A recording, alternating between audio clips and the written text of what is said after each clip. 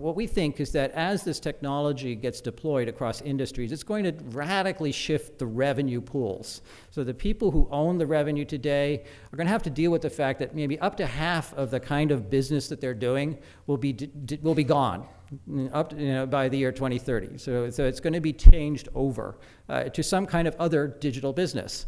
And that's basically, we call it the 3 Ds. It's disintermediation, disaggregation, and dematerialization.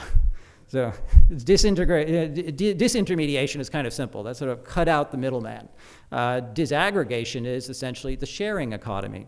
They take something big, cut it up, share it amongst a lot of people, match supply and demand. And finally, dematerialization, of course, is kind of what happens to books and music. But with 3D printing, it happens to pretty much to construction. And with autonomous vehicles, it happens to the driver. And so every industry is going to see big changes in how the customer is reached. It's going to be much more direct, much more customized. It's going to see big changes in how we invest, because we're not going to invest in big assets that are reserved for big companies. They're going to be shared, and they're going to be integrated across entire value chains. And finally, we're going to see some things which are just going to disappear.